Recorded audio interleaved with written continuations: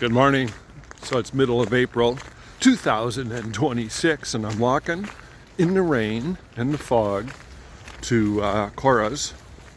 I've been gone for almost 3 months and I'm back. I'm going to try hard not to get run over here.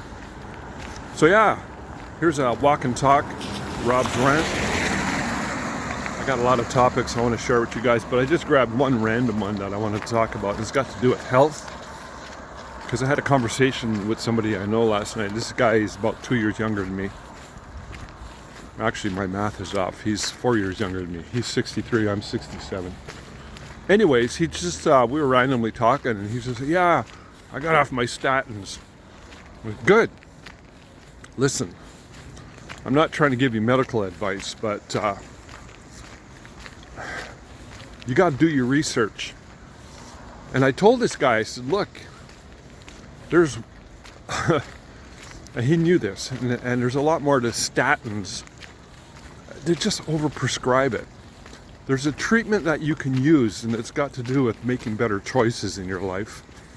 Do your research, that's all I got to say, and get the information. The idea here is that we are generally always looking for an easy solution. Okay, give me a pill, problem solved. That's just a low resolution approach, especially when it comes to health. So I suggested to this guy, I said, look, why don't you try this? Eliminate all sugar from your diet and really try hard to eliminate all grains and flour.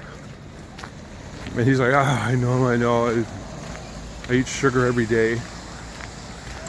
There's your problem. You know, I'm not trying to come across as somebody who's morally superior, because I've eliminated sugar for the last 6 years, and I've never been healthier.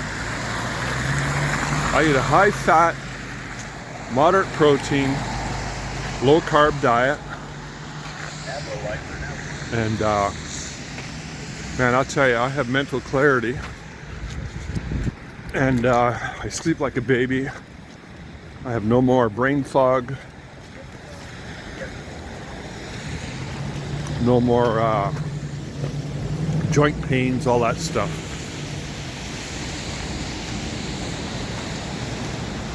Yeah. So yeah, listen, here's what I want to talk about though. I call them anchor points. It's a list I've been making for the last 3-4 months.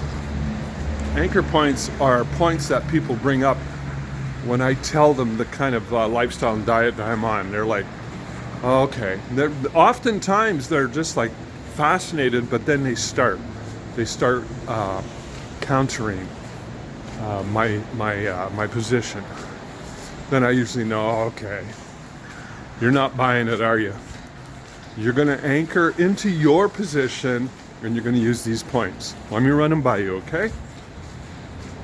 Okay, so I eat predominantly a carnivore keto diet, and I feel very strong and very disciplined about it, and there's way too many benefits.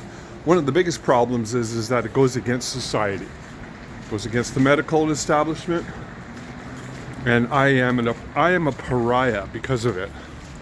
But here's the thing, I don't care. I really don't care. It doesn't bother me that I go against society. Actually, it feels kind of good. Oh, by the way, I just thought of a new anchor point. Let me tell it to you right now. Here's one that I hear all the time. People come up to me, and I've had a couple of older, in their 70s seniors come up and tell me,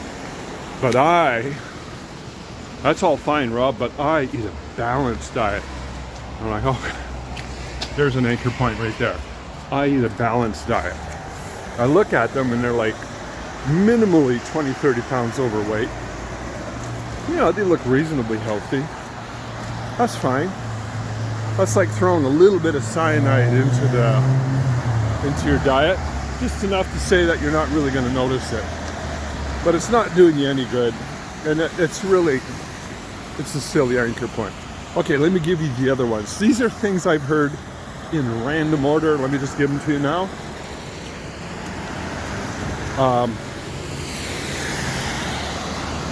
when I tell them I eat as much beef as I do, they're like, oh yeah, but what about the hormones in the cattle? That's a ridiculous notion. A lot of hormones, yes, are in the feed that, like the corn and whatever else they feed cattle. But cows are generally a very high quality meat. And if you have a free range, check it out.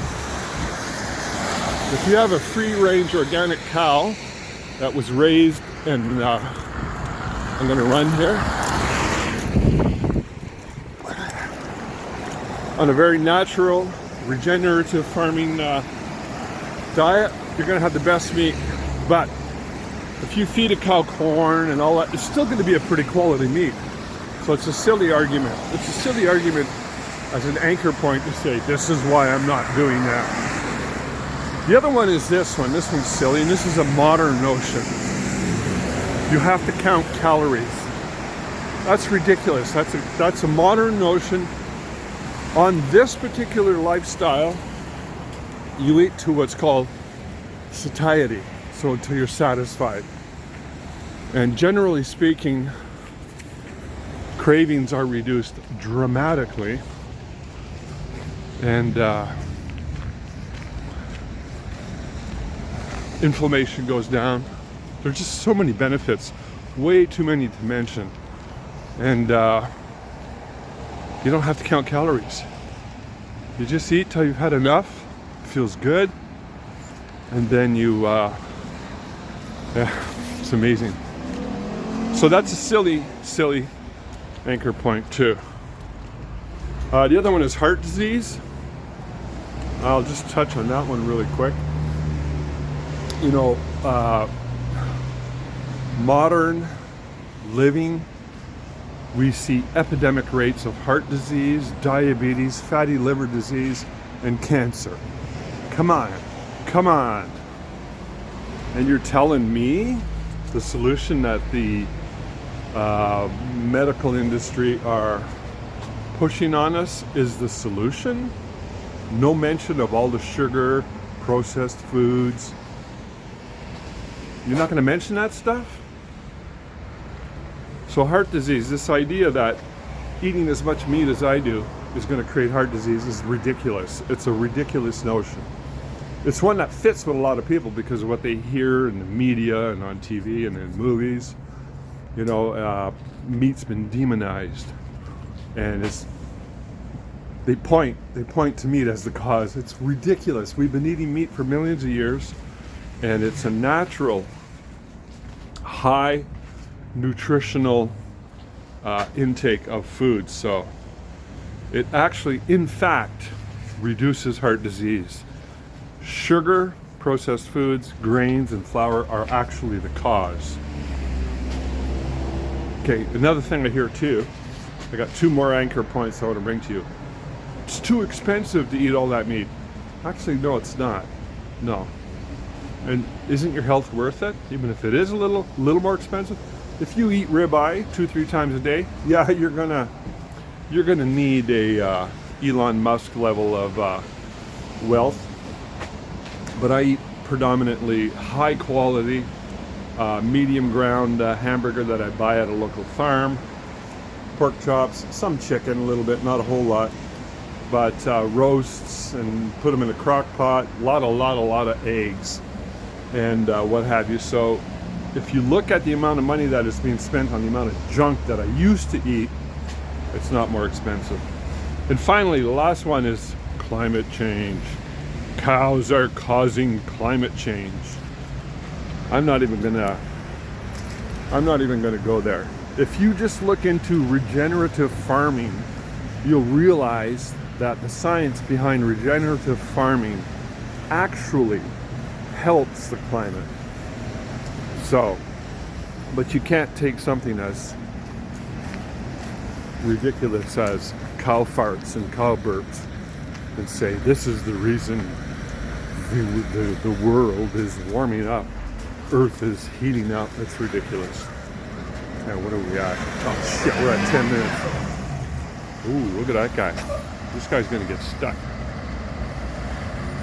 All right, guys. You all have a good day.